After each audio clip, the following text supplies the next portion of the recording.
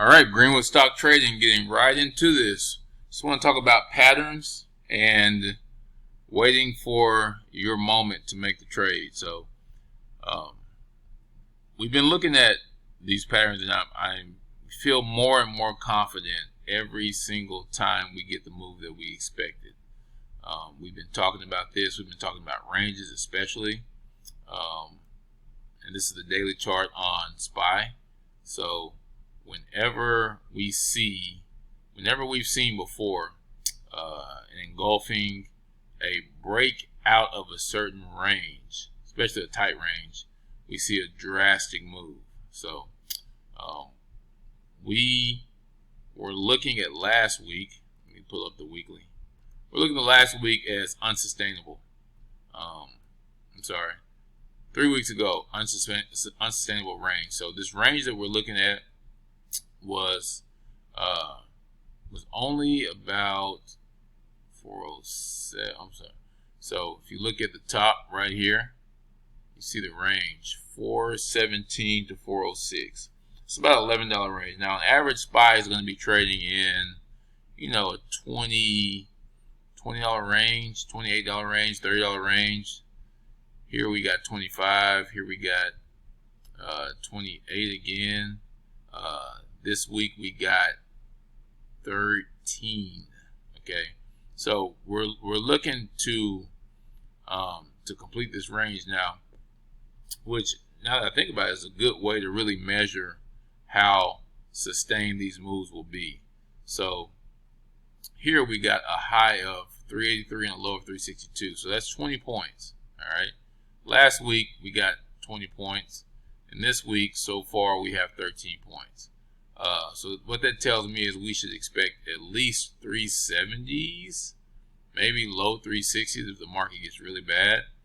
But, and like I said, this is the weekly, so I fully expect this range to cover the full length of the previous candle, which is, like I said, 371 on SPY. Now you can look at this for any on any chart, really, and the charts are all looking the same. Look at this candle. Look at the red, green, red on the E-minis. Look at the, come on, red, green, red again. So again, you're just looking at, the market is doing the same thing. Every chart looks the same to some degree. Okay, look at Apple, same thing. Red, green, red. And we're looking at a area of 132 for the low. Now again, we tested 130. I fully expect this to happen at some point. Apple is reporting July. So again, just being on your game is the most important thing now. Every single day we're going to try to bring you a video on levels, or we're at least going to make a video. But if you look at what happened, we see a pre-market high, and I always say the pre-market high and pre-market low a lot of the time set the ranges of the day. Okay, so it's pre-market high yesterday ended up being almost 393, sorry, 393, and the range, the low range, which is support back a couple of trading days ago, was 387. So again, if you're paying attention to this range, there's a good and there's a better. All right, the best trade today is to see this resistance all the way back from yesterday's pre-market high before the flush, and go ahead and get into shorting or put positions here, because at this point, why aren't we breaking and continuing to run? Okay, now if we short here, we get 10 points. All right, we get 10 points from here to here. All right, but if we wait until it breaks down, come on now, if we wait until it breaks down, the pre-market low here that's well established is 389. Okay. Once we sell off and then we break below this 383, you still get 5 points in a relatively short period of time. It's very important. Okay. So again, watch your levels. We focus on SPY just because that's what we prefer. But look at what happened. I'll show you 3 different times where this chart pattern looks like it looks. Trade in this tight range, we flag up, we break down below 387, and then we gap down the last time. So again, we broke below this trend line, and then we gap down for 2 days. Okay. Again, let's go back to Fed Day.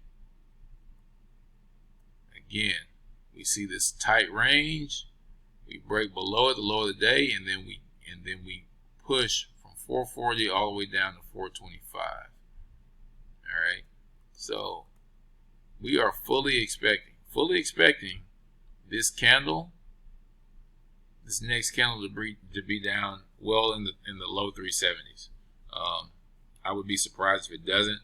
This was a pretty high volume sell-off, so just make sure you look at how the volume expands. You see this candle is 64 million.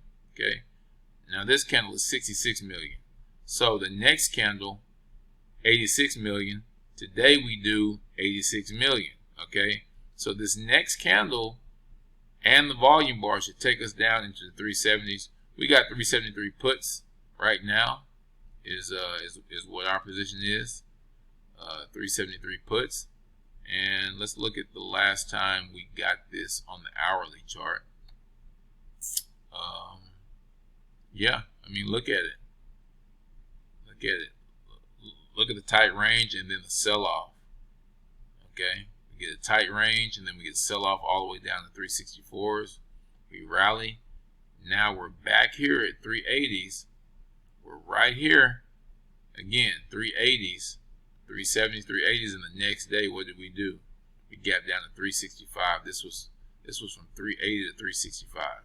So I'm fully expecting to gap down. The only difference is we were below this 200, but we can easily gap down here again. So what's the headlines? What are they going to use? What excuse are they going to use in order to bring the market down?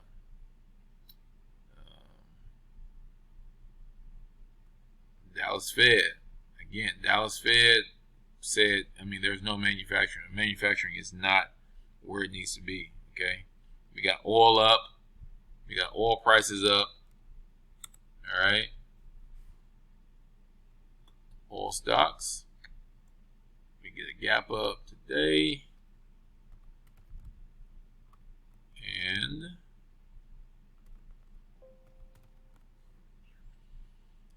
besides the gap up, besides the gap up, we hit 114 a barrel just recently, just earlier this evening. Okay, so again, oil is consolidating. We know that the pressure is building, and we may see some record oil prices, but it's going to depend on a lot of economic factors. Once oil gets above 110, 120, it's hard to sustain, and we get a big sell-off normally. So, all right. If you notice anything in the market, tweet it, give us a shout, join our Discord. We are here to help you. We're here to keep record and keep track of the things that we are predicting and projecting. So, don't try to do this by yourself. Just make sure you got a good team, a good support system, and think clearly. You want to get the information, all the information you need to make an educated decision, but you never want to depend on crowd think. You never want to depend on the media and big accounts to tell you what to do. You have to develop your own style and your own strategies and your own mind. All right, God bless y'all. Have a good one.